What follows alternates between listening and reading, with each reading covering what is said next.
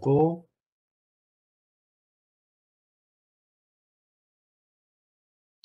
자, 솔직히 그 RNN이 그 생각보다 굉장히 간단해요. 근데 처음에 그 개념 잡는 거 하고 그걸 적용하는 게 생각보다 어려워요, 처음에는. 근데 오늘 저도 이걸 정리하면서 참 많은 도움이 됐는데 딱 두 가지만 알면 굉장히 쉽거든요, 임플리멘테이션이. 그래서 그걸 중점적으로 한번 같이 우리 공부해 보도록 하겠습니다.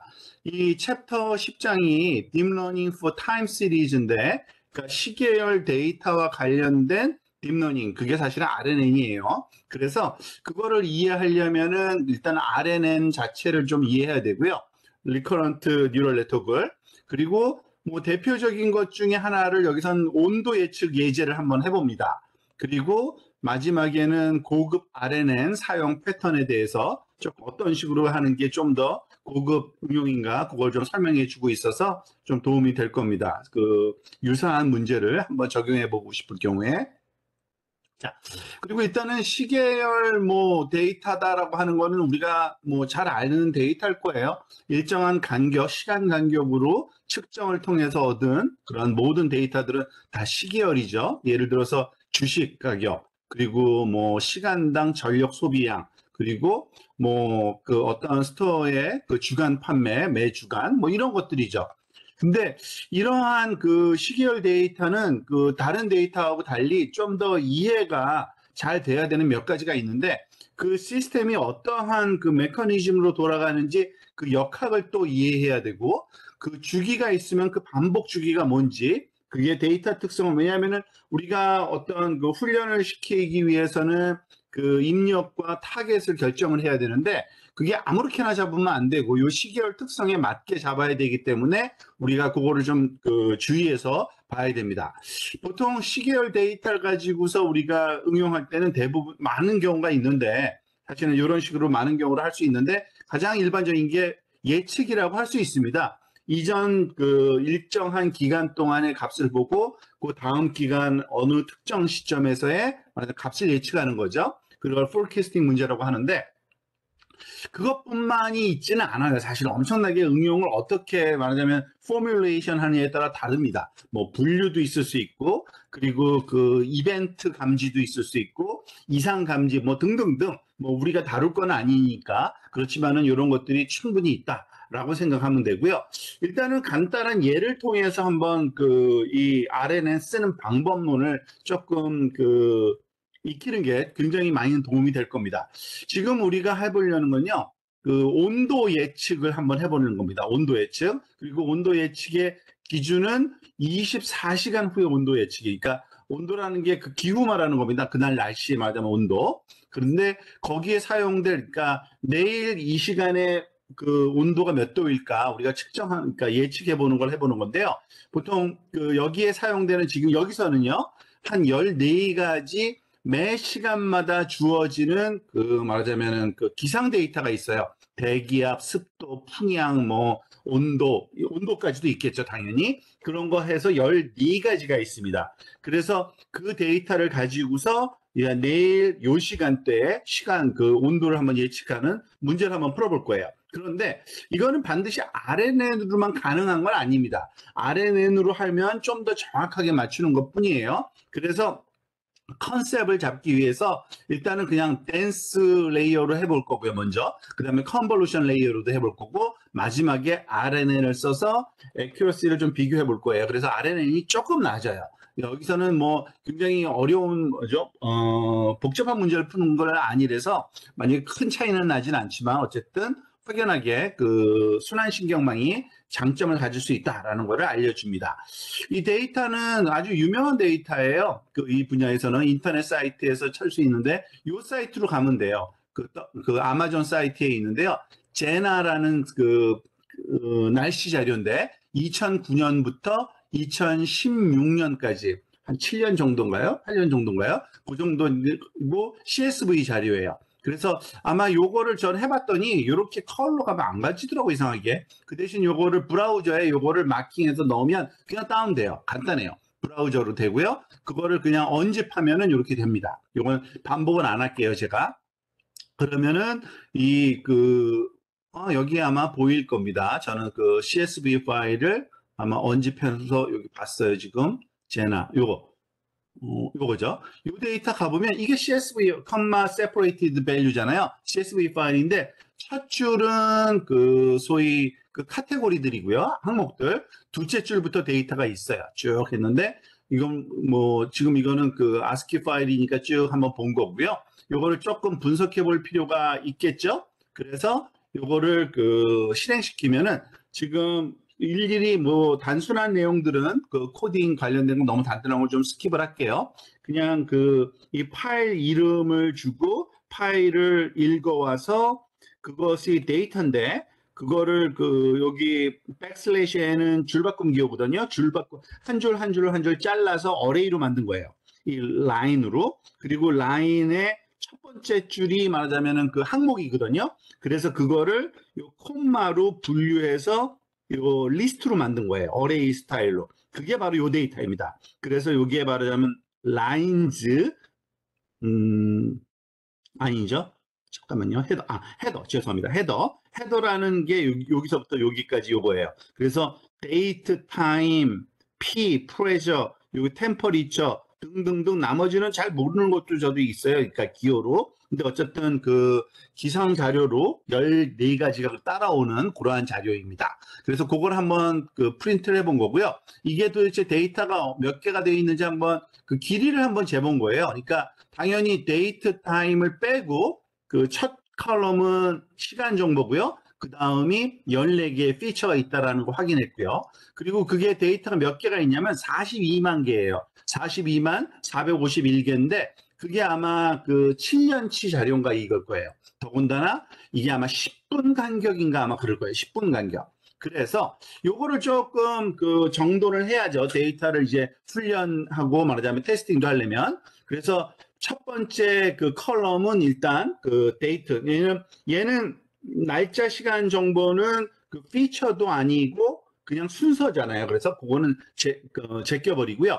그 다음에 그 칼럼당 하나씩 그 배열을 만들고요. 그리고 제일 그 14개 중에서 템퍼리처. 얘는 그 정보인 동시에 타겟이 되거든요. 그러니까 내일 그 온도는 그래서 그거를 끄집어내서 하나의 컬럼으로 만들 겁니다.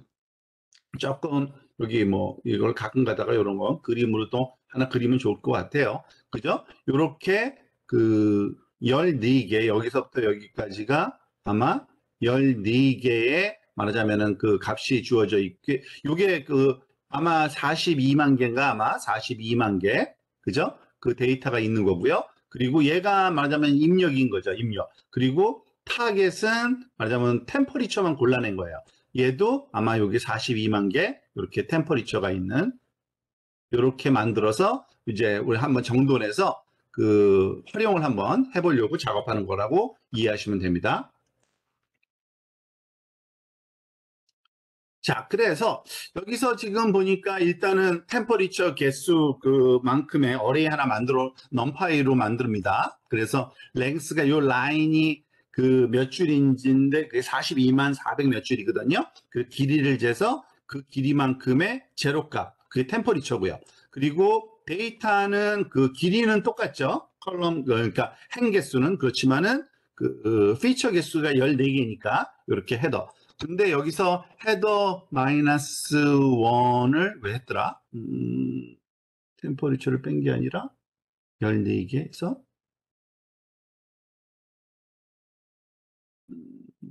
음, 요거 좀 헷갈리네요. 하나를 왜 뺐더라? 이거 한번 나중에 조금 이따 살펴볼게요. 그리고 이거를 그 지금 여기다 집어넣는 건데요. 지금 어떻게 집어넣냐면 로 데이터에서 랭스 헤더.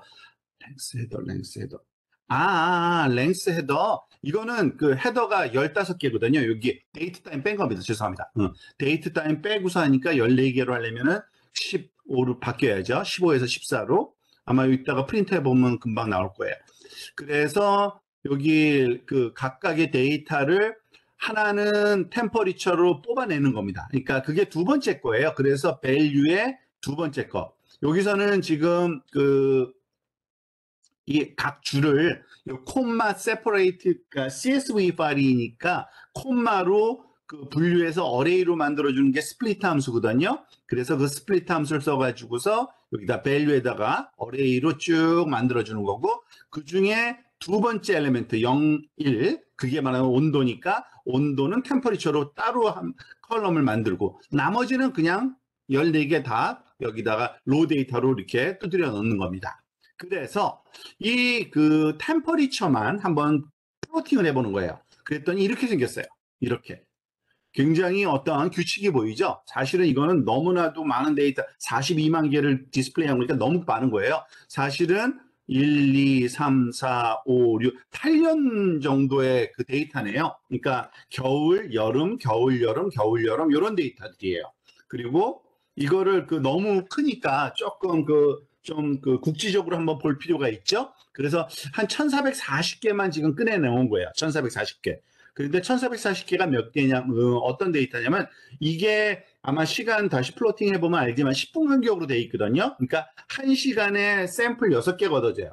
그러니까 하루는 24시간이죠. 그리고 10을 곱하면 이게 1440인데 10일간의 말하자면 온도 변화예요. 그러니까 하루 온도 변화가 올라갔다 내려갔다 올라갔다 내려갔다 하는 게, 근데 이렇게 무슨 떨어지기도 하네요. 갑자기 급작스럽게. 근데 어쨌든 하루 변화가 하나, 둘, 셋, 넷, 다섯, 여섯, 일곱, 여덟, 아홉. 정확하게 어디가 그 날짜인지 모르겠지만은 그 정도입니다.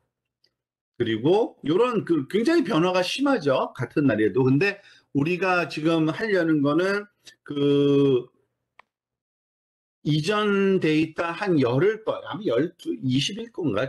이따가 다시 한번 볼게요.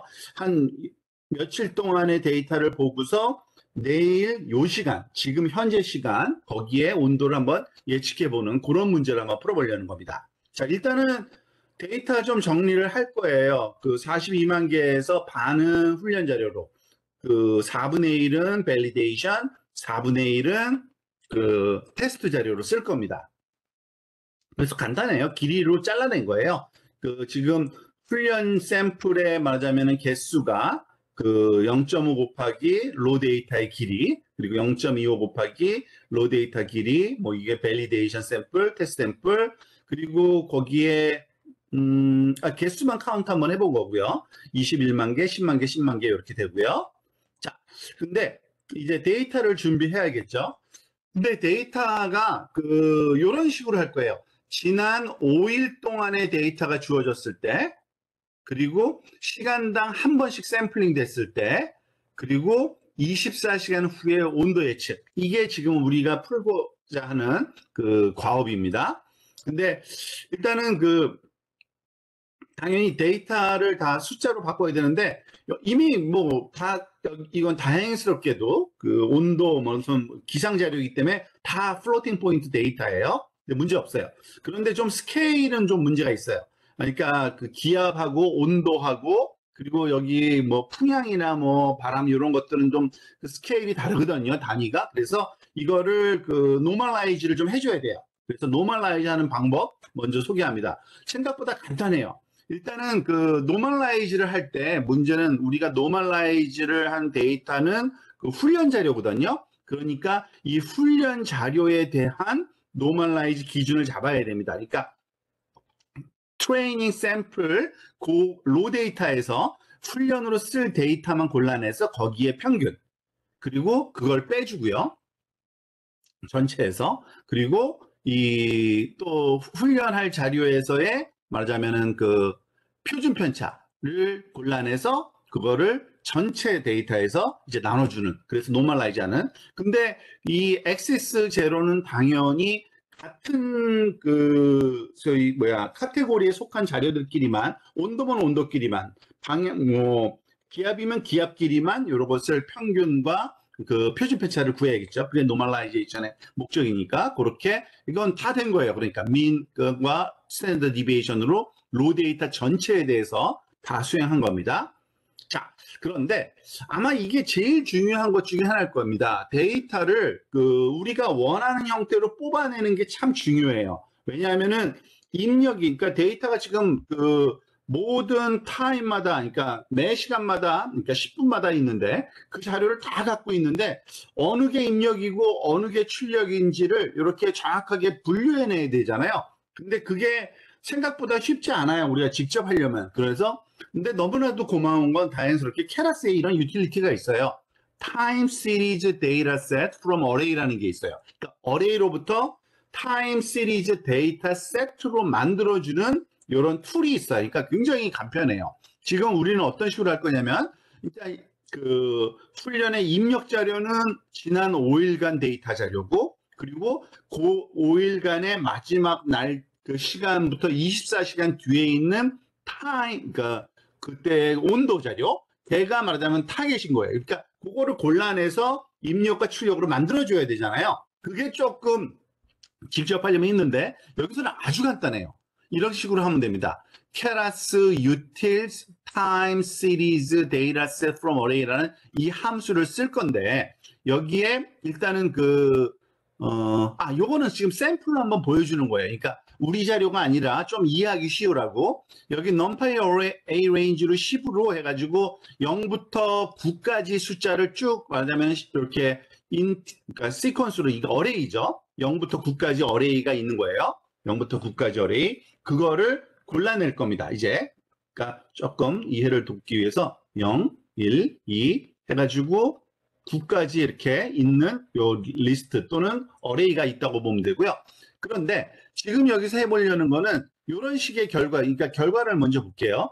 입력 자료가 앞에 3개가 입력 자료고 0, 1, 2가 그리고 그 다음에 따라오는 숫자가 출력인 이런 식으로. 그런데 이게 그럼 모든 데이터마다 다 해야 되잖아요. 그래서 여기서 한번 골라내고 여기서 또 한번 골라내야 되고 이렇게 계속 연쇄적으로 해야 됩니다. 자, 그러기 위해서는 이러한 기준이 필요해요. 제일 마지막에 말하자면 사용되는 타겟 그 위치를 가르쳐 줘야 돼요. 그러니까 어디까지만 사용될 건지 데이터가.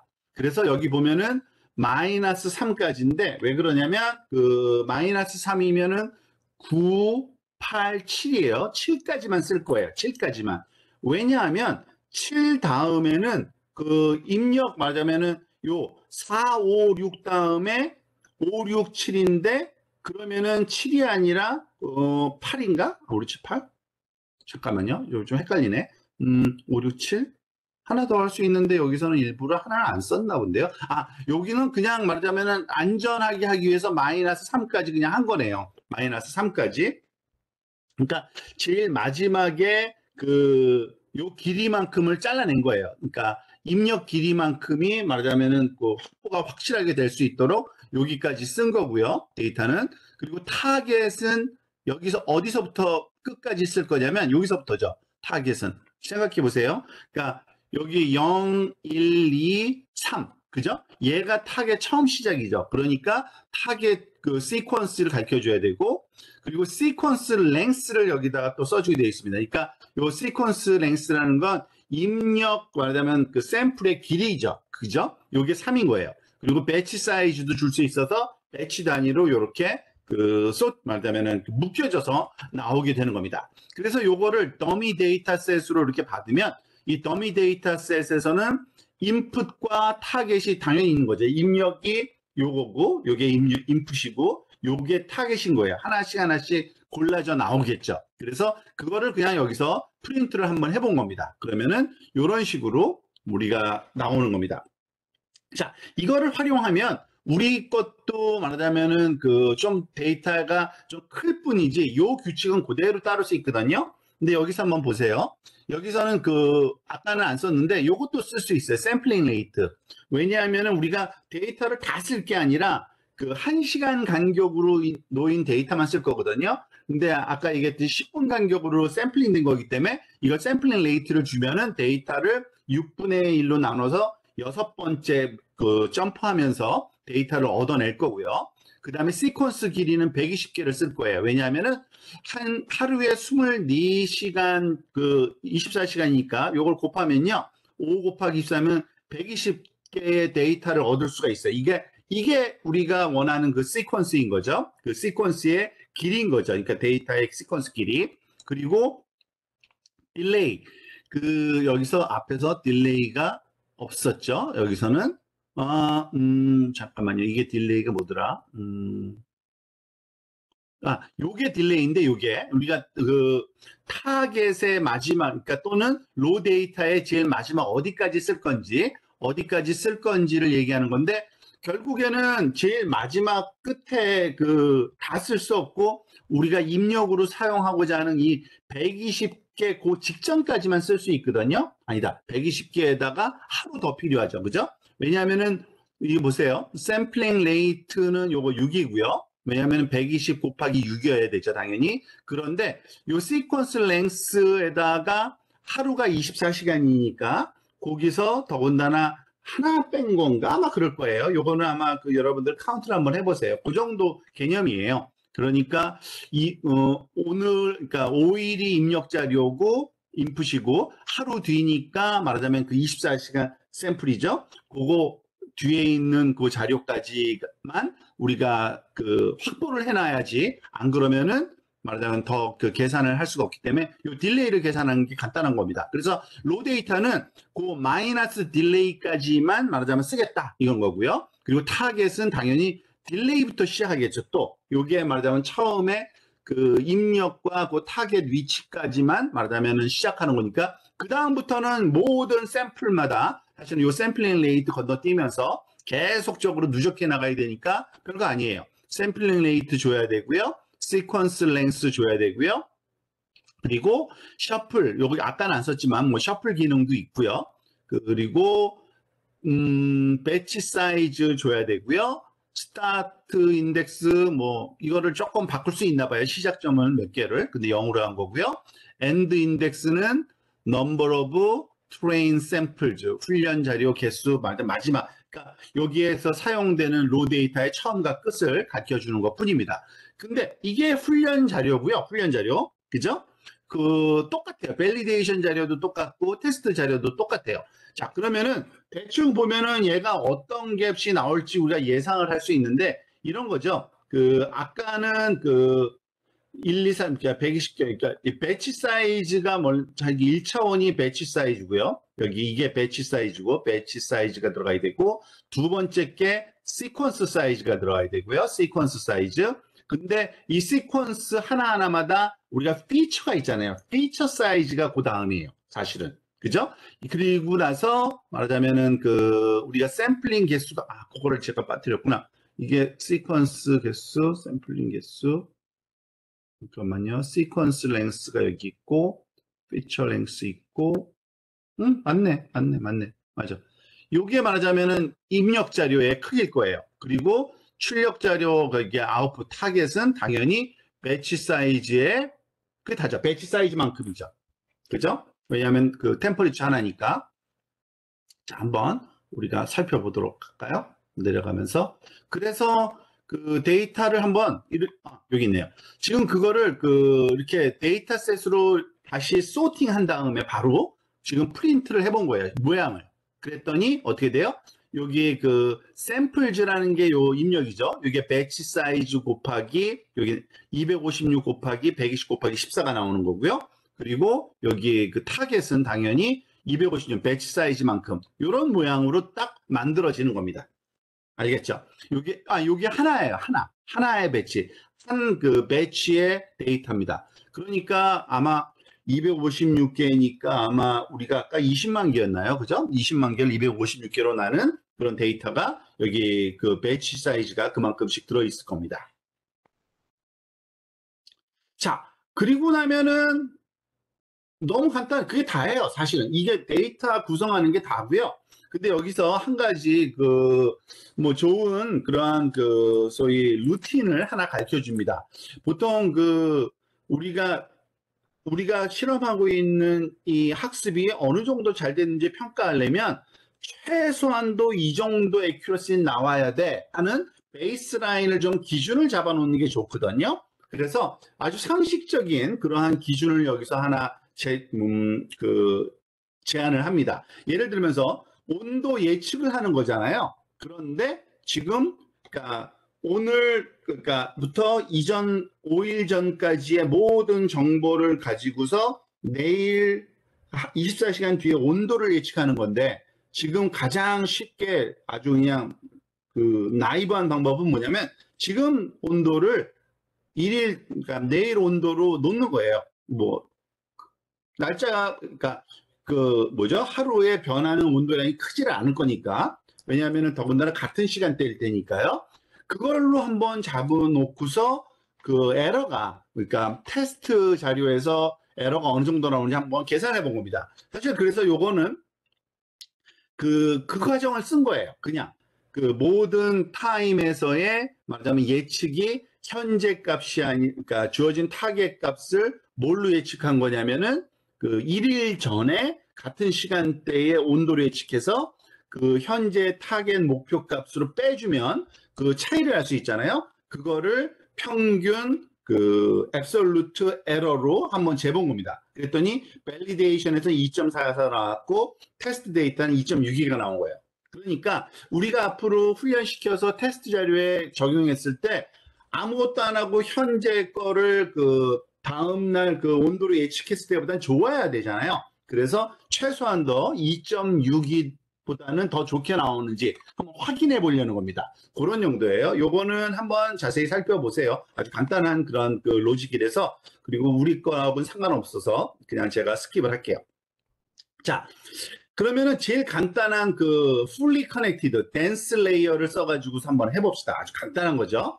지금 우리가 잘 알고 있는 functional 그 API를 쓸 거예요. 그 keras 인풋의 쉐입이 당연히 우리가 아까 봤던 그 시퀀스 길이, 그죠? 120개. 그리고 로 데이터의 그 쉐입 모양이, 로 데이터 모양이 아마 우리는 그 14, 그 있죠? 14개. 그게 그거고요. 그거를 당연히 플랫을 해야 되고요. 그러니까 120 곱하기 14개의 데이터를 말하자면은 그 하나의 벡터로 만들어줘야 되죠. 댄스 그 말하자면 레이어를 쓸 거기 때문에. 근데 댄스의 그 소위 노드는 간단하게 16개만 썼어요. 그리고 렐루를 썼고요. 그리고 그 다음에 그러니까 그 2층 구조예요. 그죠? 입력이 있고 댄스 레이어 하나 있고 마지막 그 하나의 노드로 된 온도 측정하는 거니까 얘가 출력단에서는 노드 하나짜리를 쓴 거예요. 그래서 그걸 케라스 모델로 해가지고 요건 콜백은 그냥 체크포인트 프린트 저장하는 거고요. 여러 번 우리가 했던 거죠. 그리고 진짜 컴파일은 여기서 있네요. RMS 프로브로 쓴 거고 민 스퀘어 그 에러를 쓴 겁니다. 그리고 10번만 훈련시켜 본 거예요. 10번만 그 훈련시켜 본 거예요. 그랬더니 얼마가 나왔느냐? 2.58이 나왔어요. 2.58. 2.62보다는 조금 좋게 나왔어요. 민 앱솔루트 에러가 여기 잠깐만요. 모델 여기 아마 A를 썼어야 되는데 민 A 여기 썼군요. 제가 헷갈렸네요. 죄송합니다. 매트릭은 민 앱솔루트 에러를 썼어요. 똑같이. 그죠? 요거는 그냥 그 로스 계산하는 거고, 그 액큐러시 측정하는 건 MA로 측정하니까 맞네요. 그 같은 그러한 그 소위 수식으로 한 거예요. 그래서 2.6에 2.58 약간 좋아졌죠? 일단 댄스를 써도 뭐 되기는 된다는 겁니다. 그리고 요거는 그냥 그 리턴 받은 히스토리로 밸리데이션 이 모델에 갖고 있는 히스토리 값으로서 우리가 그 소위 뭐죠? 그 오버피팅 되는 과정을 한번 살펴본 건데 뭐 10번뿐이 안 한 거니까 별로 그렇게 큰 말하자면 의미는 없지만 어쨌든 한 3번, 4번째부터 벌써 그 오버피팅 그 소위 경향을 보이긴 보이네요. 로스가 그러니까 로스 이걸 MA 로스죠. 로스가 작아지다가 다시 커지는 거 보니까 자, 이런 거고요. 자, 그럼 이번에는 컨볼루션으로 한번 해보는 건 어떨까 또 생각이 들겠죠. 이번에는 그 똑같이 하긴 하는데 이거를 그 1차원 컨볼루션으로 이번에는 해봅니다. 그러니까 120개 곱하기 14를 플래트닝을 한 다음에 여기서 지금 아니다. 플래트닝을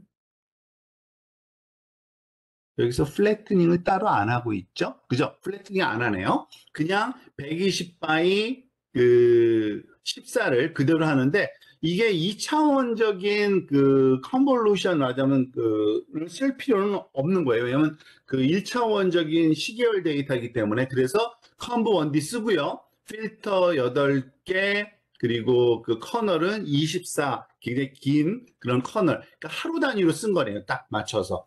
하루 단위로 말하자면은 그 커널 길이로 맞춰서 한번 해본 거고요. 그 다음에 12개, 6개 줄여가면서 컨버루션을 3번 썼고요. 마지막에 그 글로벌 에버리지 풀링을 1D를 썼고, 결국엔 댄스 노드 하나 해가지고 출력은 하나가 나와야 되는 겁니다. 그래서 이것도 한번 돌려본 거예요. 근데 10번 돌렸더니 결과가 이건 오히려 더 나빠요. 3.09. 이거는 그럴 수밖에 없는 게 사실은 그 날씨 자료는요. 컨볼루션하고는 전혀 어울리지 않는 자료입니다. 왜냐하면 컨볼루션은 그 이동 트랜슬레이션 인베리언스가 있습니다. 그러니까 어느 위치든지 간에 똑같은 필터가 적용돼야 되는데 날씨는 시간이 따라서 변하거든요. 그러니까 시간에 따른 변화, 그러니까 위치에 따른 변화가 나와야 되는데 그거를 얘가 담아낼 수가 없어요. 컨볼루션은. 그래서 중요하지가 않아요. 그리고 더군다나 순서가 중요한데 여기서는 왜냐하면은 5일 전 데이터보다 오늘 자료가 내일 온도에 더 비슷한 영향을 주잖아요. 그죠? 아무래도 그래서 1D 컨볼루션은 아주 배드 초이스였던 거예요, 사실은. 하지만 어쨌든 이런 식으로 할 수는 있다. 자, 그러면 이제 RNN을 써봐야죠. 우리가 RNN에 대해서 배운 적은 없지만 그냥 얘기를 해드릴게요. 가장 유명한 그 층이 있는데 LSTM이라는 층이 있어요. LSTM. 리스트 아니야. 롱 숏텀 메모리인가? 롱 숏텀 메모리? 뭐 이 약자인가? 그랬던 것 같아요. 기억이 가물가물한데 하도 오래돼서. 이게 RNN 그 알고리즘에 가장 많이 쓰이는 그 층인데요. 여기에 노드 값만 주면 돼요. 노드 개수. 그 층에서 사용되는 노드 개수만 주면 되는 거고요. 입력은 앞에서 한 것과 똑같습니다. 그죠? 그런데 얘는 그 장점이 좀 이따 다시 한번 설명하겠지만 요 시퀀스 길이에 맞춰서 순서에 맞춰서 하나씩 하나씩 말하자면 들어가요. 여기에. 그리고 그 값이 다시 말하자면은 그 리커런트에서 다시 입력으로 또 사용되고요. 근데 그 내용은 좀 다시 한번 살펴보겠습니다. 어쨌든 이렇게 LSTM이라는 그 소위 RNN 층을 쓰겠다 그러고 그 대신 출력층은 그럼 어떻게 결과는 낼래? 하나 붙이면 돼. 이게 다예요. 너무 간단해요, 사실은. 그 RNN 쓰는 방법은요. 그러면은 그걸 가지고서 그냥 훈련 한번 시켜본 거예요. 10번. 나머지는 다 똑같아요. 근데 층 이름만 바뀐 거죠. 댄스나 컨브2가 아니라 LSTM으로 바뀐 게 그게 다예요. 근데 그러면은 여기서 2.52. 뭐 엄청나게 좋지는 않지만 어쨌든 로스 펑션 값이 민 앱솔루트 에러 값이 2.52로 좋아집니다. 자, 그러면 RNN을 다시 한번 좀 살펴봐야겠죠. 여기서는 이 과정상 아주 자세하게 이걸 다루진 않는데 아주 기본적인 컨셉만 좀 다루고 넘어갑니다.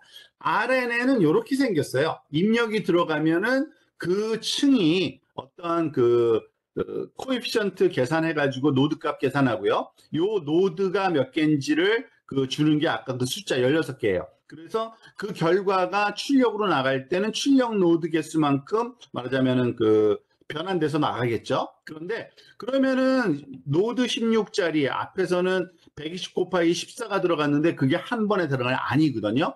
한 번에 그러니까 14개씩만 들어가요. 14개씩만. 14개 들어가고 결과 나오고. 근데 이 결과 값이 휙 돌아서 다시 말하자면은 그 입력으로 들어갑니다. 그러니까 16개가 말하자면은 그 값이 출력돼 나오는데 그 값을 여기다가 다시 집어넣는 거예요. 그래가지고 16개 얘와 여기 입력 16개, 아니 14개죠. 죄송합니다. 아니야. 제가 헷갈렸네요.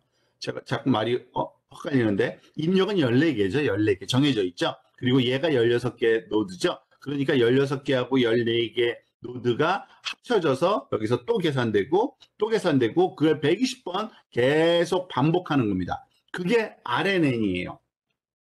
근데 이거를 그 한번 지금 우리가 그 넘파이로 직접 짜볼 수도 있어요. RNN 자체가 그러니까 어려운 건 아니에요. 근데 한번 요걸 보면은 아 저렇게 짜는 거구나라고 생각하는 이거를 사용할 건 아니지만 그 컨셉을 좀 알려주기 위해서 RNN을 한번 짜본 겁니다. 여기 보면은 일단은 RNN은요 그 소위 그 웨이팅 매트릭스가 그 두 개가 필요해요.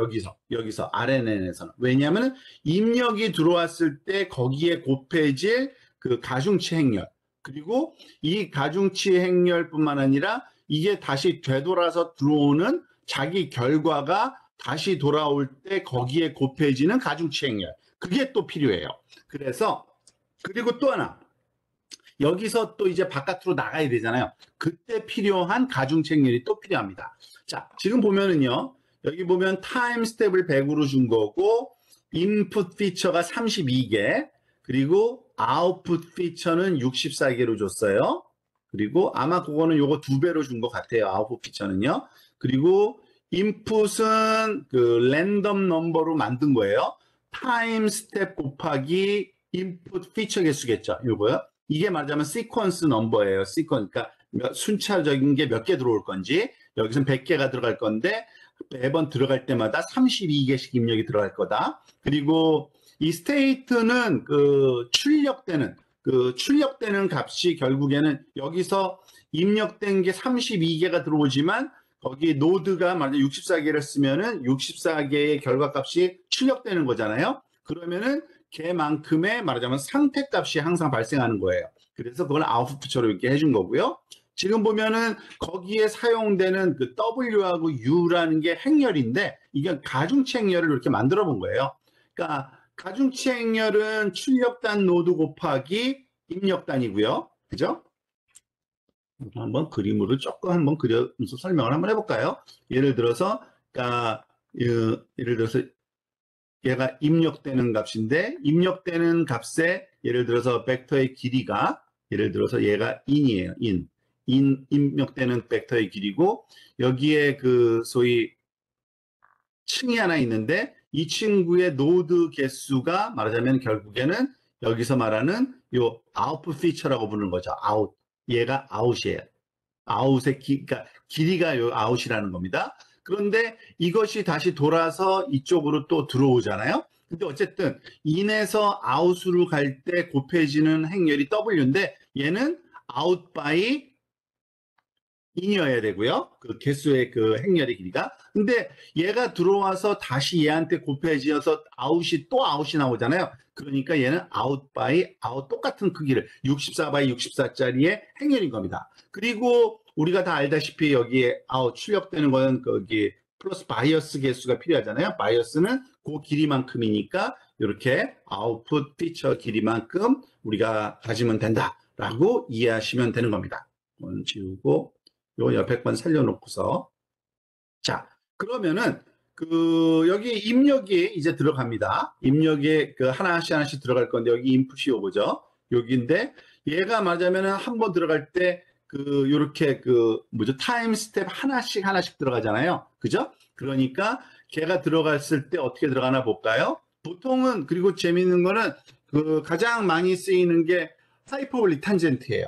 RNN에서는 거의 불문율입니다. 뭐 그건 나중에 한번 살펴보세요. 하이퍼볼릭 탄젠트를 쓰고요. 그 액티베이션 함수로 일단은 W하고 입력 사이에 덧 프로덕트, 그러니까 매트릭스하고 벡터 멀티플리케이션 그리고 그 U라는 것과 그 스테이트의 멀티플리케이션, 그러니까 자기가 돌아온 것과 여기서는 U가 곱해지는 거죠. 여기서는 U가 곱해지는 거고 여기서는 W가 곱해지는 그 차이라고 보시면 됩니다. 자, 그리고 그 뭐 바이어스 당연히 들어가고요. 그 결과가 출력으로 나오고, 그죠? 그런 다음에 그 여기서는 출력단에다가 석세시브 아웃풋에서 출력을 계속 붙여주는 건데 사실은 이거는 필요하기도 하고 안 필요하기도 하고 그거 이따가 좀 설명을 드릴게요. 안 쓰기도 해요. 그걸 꼭 세이브할 필요는 없거든요. 그래서 여기서는 그 출력단의 그 결과값을 직접 그 스테이트로 바꾸는 거죠. 이 결과가 다시 들어오는 거죠. 그렇게 해서 계속 말하자면은 그 돌리면 그게 말하자면은 RNN 결과라는 거고요. 그것이 누적돼서 계속 더해질 거이기 때문에 여기서는 마지막에 그냥 nstack, np stack 더해줬다. 더한 게 아니라 요거는 이렇게 쌓아놓은 거예요. 참, 요건 쌓아놓은 거 결과 그렇게 이해하시면 되는 겁니다. 이게 RNN인데 지금 이름 simple RNN이라는 이름으로 함수를 이렇게 이런 알고리즘으로 될 거라는 거 설명뿐이고요. 실제로는 요것을 코딩해 놓은 그 케라스 안에 심플 RNN이라는 게 있어요. 심플 RNN 말 그대로. 근데 잘 안 쓰긴 안 써요. 왜냐하면 속도가 느리기 때문에. 그리고 그 베니싱 그라디언트 영향을 받아서 그것 때문에 이걸 LSTM으로 바꾸는 건데 어쨌든 이런 식으로 쓸 수 있습니다. 심플 RNN.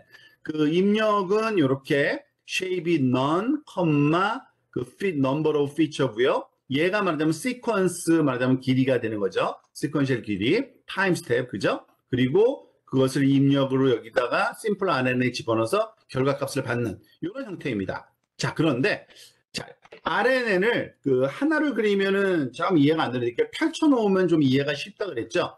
X1이 들어가면 그 결과값과 근데 이때 여기 뭐죠? 초록색으로 지금 그려져 있는 RNN 셀에 적용되는 가중치행렬은 계속 똑같은 대상이기 때문에 계속 하나예요. 그래서 걔가 업데이트 되는 겁니다. W가. 근데 어쨌든 X1이 들어가서 결과값을 다시 스테이트로 집어넣고 새로운 결과 이렇게 해서 이건 시퀀스 길이가 3인 경우인데 이 결과값이 마지막에만 나오는 거. 이런 경우가 있고요. 또는 매번 할 때마다 결과값을 출력해서 이거를 또 활용하는 방법이 있어요. 그래서 이거는 옵션으로 우리가 아규먼트로 return sequence를 true로 주면 그 sequence 값이 매번 return 된다. 그러니까 반환된다라고 그런 의미로 이렇게 하고요. 보통 디폴트는 false예요. 오히려. 왜냐하면 보통 RNN의 경우에는 마지막 값만 쓰는 경우가 많거든요. 그래서 이 왼쪽 그림이 return sequence false고 오른쪽 그림이 return sequence true라고 이해하시면 됩니다. 그래서 이렇게 써요. return sequence false로 하면요. 자, 보세요. 여기 아까 그 simple RNN에 이 스텝을 120개로 여기서 지금 주고요. 피처 개수를 14개. 우리가 하는 거죠. 그죠? 그렇게 해서 돌려봤어요. 그럼 결과가 어떻게 돼요? 마지막에 어디죠? 그 simple RNN의 노드 개수만큼만 빠져나와야 돼요. 그래서 16개가 나온 거예요. 16개. 16개. 이해되시죠? 만약에 리턴 시퀀스를 true로 주면요. 요 스텝마다 리턴이 되어야 돼요. 그래서 그 결과값을 프린트하면 이렇게 해서 120바이 16개가 나오는 거예요. 아시겠죠? 여기 노는 이거는 뭐 배치 사이즈 얘기하는 겁니다. 그래서 이런 식으로 쓸 수 있어요. 그러면은 요 노드를 그러니까 층을 하나만 할 수 있냐? 아니에요. 쌓을 수 있어요. 하나 더, 한 층 더, 한 층 더 이렇게 입력과 출력 사이에 쌓는 거죠. 그 방법은 아주 간단해요. 그냥 똑같아요. 심플 RNN을 예를 들면 첫 번째 놓고 두 번째 그 다음에 또 쓰면 돼요. 근데 주의할 점. 첫 번째 다음에 두 번째도 RNN으로 쓸 거잖아요. 그럴 때는 리턴 시퀀스를 true로 줘야 돼요. 리턴 되는 게 나와야 돼요. 안 그러면은 그 다음번 뭐죠? 블럭에다 줄 값이 없어져요. 여기서는 둘 다 true를 썼는데 꼭 그럴 필요는 없고 여기서는 이 첫 번째 거는 반드시 true로 줘야 된다라는 것을 여러분들 잘 알고 있으면 됩니다. 그런데 문제는 simple RNN을 쓰면요. vanishing gradient 문제이기 때문에 거의 수렴을 안 해요. 그리고 너무 느리고. 그래서 거의 안 써요. 쓸모없다고 보면 돼요, 진짜. 그 대신 똑같은 말하자면은 모양이지만 이름만 싹 바꾸면 돼요. LSTM이나 GRU 둘 중에 하나 거의 그놈이 그놈 같아요. 제가 써보면 큰 차이 없고 LSTM도 좋고 GRU도 좋아요. 그런데 쓰는 방법도 똑같기 때문에 그냥 RNN 대신에 LSTM이나 GRU를 쓰면 된다고 이해하시면 됩니다. 그리고 그 부분을 이해하는 거 이해하려고 노력하는 건 나쁜 건 아니지만 별로 권장드리지 않아요. 굉장히 어려워요, 솔직히. 근데 어떻게 보면 간단하기도 한데 개념을 잘 잡고 있는 사람들은 뉴럴 네트워크 개념을 아주 확실하게 잡은 사람들은 쉽게 이해하는데 안 그런 사람들한테는 너무 복잡하거든요. 그래서 조금 별로 여기 책 저자도 그러는데 너무 이렇게 이것을 이해하려고 애쓸 필요는 없다. 근데 얘가 하는 일은 LSTM과 GRU는 vanishing gradient를 좀 상세하기 위해서 말하자면 필요한 정보와 필요 없는 정보를 이렇게 골라내는 그러한 그 알고리즘이 그 안에 있다라고 보시면 되고요. 자, 이런 식으로 설명을 요건 그래도 나름대로 되어 있는 설명을 한번 들어봅시다. 요것도 도움이 되긴 되더라고요, 저는요. 그 우리가 알다시피 그 RNN 일반 심플 RNN은 요런 모양이에요. 요런 모양. 알고 보면은 무슨 말이냐면 인풋이 들어가서 결과값 Y가 나오는데 Y가 액티베이션 그 안에는 도트 프로덕트 이전 그 스테이트에 대한 말하자면 그 웨이팅값 곱해서 나오는 거 더하기 그리고 그 현재 들어온 인풋 값에다가 말하자면 거기에 곱해지는 웨이팅 가중치를 곱해서 나오는 거. 이 도트 프로덕트는 매트릭스 행렬 연산을 얘기하는 거고요. 그 다음에 바이어스 값. 요 세 값을 더한 거를 액티베이션에 통과시킨 값이 아웃풋이에요. 항상. 여기서도 그렇고 여기서도 말하자면 여기에서의 아웃풋도 이런 결과로 나온 거고요. 여기서의 아웃풋도 똑같은 결과인데 그때그때마다 스테이트가 바뀌고 인풋이 매번 바뀌는 거죠. 스테이트는 이렇게 바뀌고 인풋은 그 시퀀스 들어올 때마다 바뀌고 그렇지만은 여기서 계산에 사용되는 W와 U는 똑같은 게 계속 사용되는 겁니다. 그래서 걔를 업데이트 시키는 게 학습이라고 보면 되죠. 자, 그렇게 이해하시면 되고요. 지금 그렇게 보면은 어떻게 보면 또 간단하죠.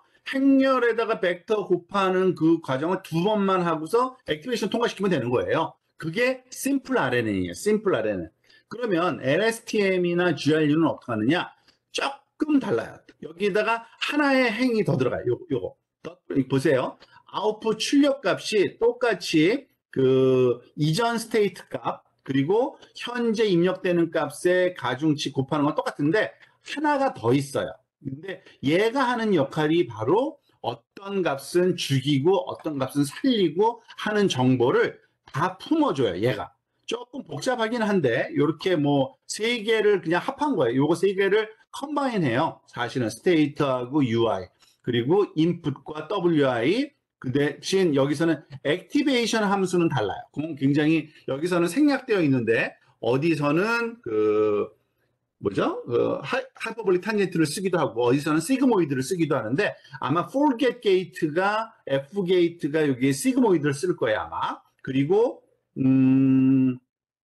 I나 F도 다 의미가 있는데 어쨌든 각자 다 의미는 있어요. 그런데 그 게이트에 따라서 의미가 달라지는 건데 걔를 컴바인해서 쓰는 게 어떤 요게 하나의 정보가 더 들어가는데 그거는 죽일지 살릴지에 관한 정보가 들어온다라고 보면 되고요. 그림으로 보면 이렇게 생겼어요.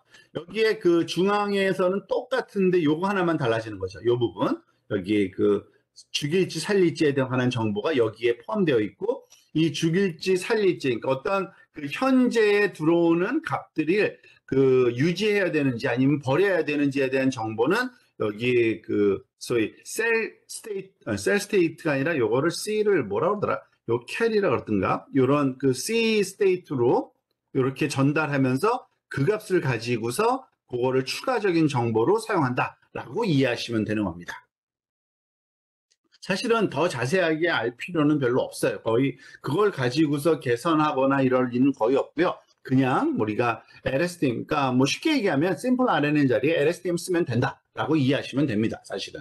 또는 GRU를 쓰면 되고요. 그리고 그러면은 vanishing gradient는 피할 수 있다라고 이해하시면 됩니다.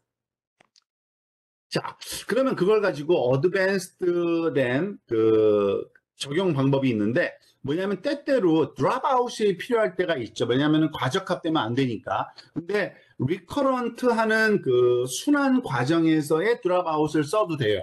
그런 게 있어요. 근데 저는 잘 안 써요. 왜냐면 쓰면 속도가 엄청 느려져요. 왜냐하면은 얘를 쓰면은 쿠다, 그러니까 그 뭐죠? GPU의 장점이 없어져요. GPU가 동작 안 해요. 잘.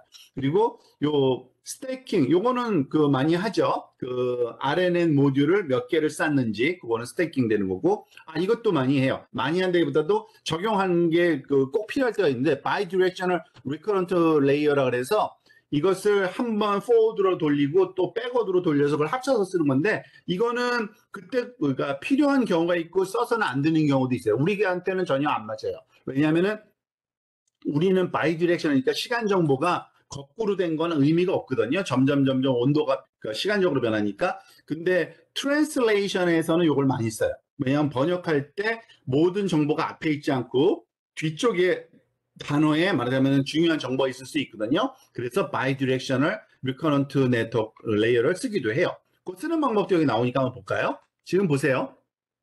일단 drop out을 쓰는 방법, 저는 지금 코멘트 아웃 한 게 왜 그러냐면 이거 실험할 때 했더니 너무 느려가지고 일단 실험은 이 drop out을 지우고 했어요. recurrent drop out equal 0.2니까 한 25% drop out 쓰는 건데, 얘는 그 요거 뭐죠? 반복할 때 recurrent 과정에서의 drop out이고요. 아예 drop out 층을 하나 두기도 해요. 그냥 이것도 뭐 생각하면 좋겠죠. 얘는 썼어요. 그러니까 지금 어떻게 보면 LSD 하나만 쓴 거예요. 그리고 댄스 하나, 그리고 드랍아웃이 들어갔으니까 과적합을 좀 피할 수 있는 모델로 다시 한번 돌려봤어요. 그랬더니 이번 좀 드랍아웃도 있고 해서 오래 돌렸어요. 그랬더니 지금 얼마나 55, 2.5, 2.55. 아까 그 LSD 오히려 여기서 나빠졌네요. 좀 요거는 애매하긴 한데, 제가 실험했을 땐 그래서 5호가 나와서 좀 이상한데, 사실 텍스트북 보니까 이게 조금 좋게 나오더라고요. 죄송합니다. 제가 설명을 말하는 걸 또 깜빡했네요. 저는 이걸 빼고 했어요, 사실은. 요거를 끼고 해야 되는데, 너무 느려가지고 빼고 했더니 오히려 별로 안 좋아졌는데, 어쨌든 그러면은 좀 좋아지더라, 라는 겁니다. 그리고 과적합이 좀 늦게 일어난다. 예를 들어서, 여기 보면 과적합 되는 부분이 여기 20, 그러니까 로스가 줄어들다가 다시 뜨기 시작하는 데가 한 20회 정도죠. 그래서 이 부분에서 만약 과적합이 좀 나름대로 늦게 일어난다는 얘기예요. 아까는 한 2번, 3번 바로 났거든요. 그렇게 이해하시면 될 겁니다.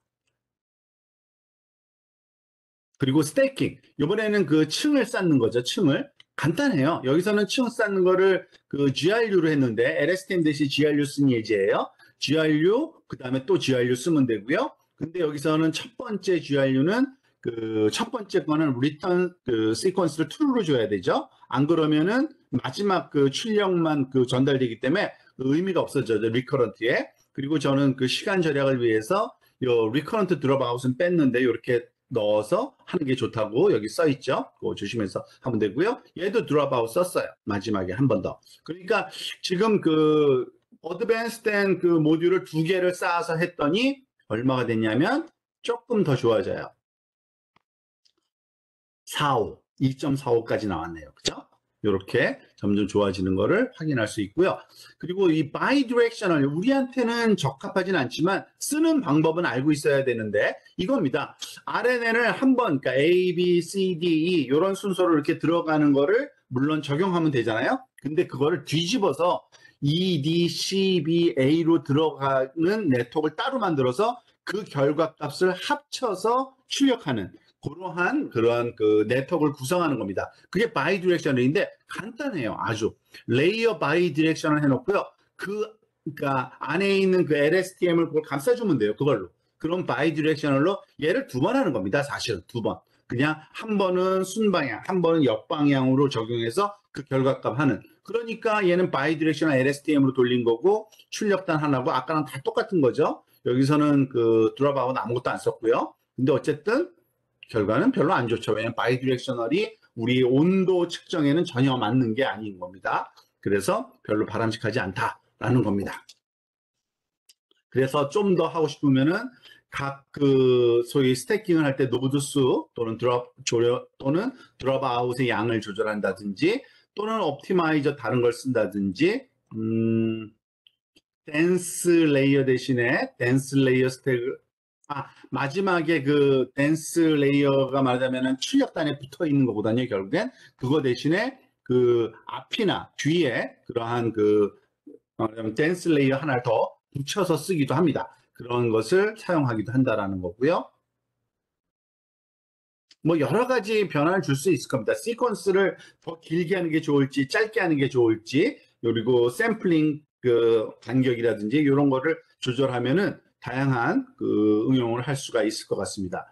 아마 저는 이걸 생각하면서 이거 누군가가 관심 있으면 그거 하면 참 좋겠다고 생각하는데 그 속도 분석할 때 너무 좋을 것 같아요. 솔직히 저는요.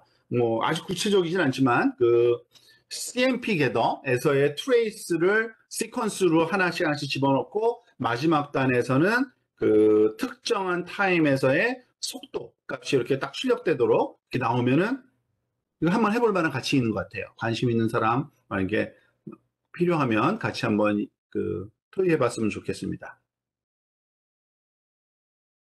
자, 여기까지가 가장 기본적인 RNN 쓰는 방법이었습니다. 혹시 오늘 이 내용 같이 공부하면서 질문 있으면은 질문해 주세요. 또는 코멘트해도 좋고요.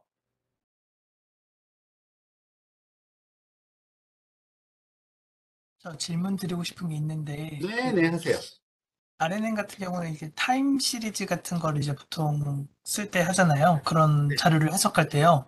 네. 근데 만약에 그 타임 시리즈 자료가 이제 그냥 그 시계열 자료로 돼 있는 거 말고 어떤 한 동영상처럼 하나의 하나의 타임에서 갖는 게 어떤 한 이미지라고 생각을 했을 때, 네. 그럴 때는 RNN을 지금 똑같죠. 이런 똑같죠. 이미 그러니까 스트럭처를 가지고, 아까 지금 네, 데이터가 한 그 시간에 측정한 그 데이터가 14개의 피처였잖아요.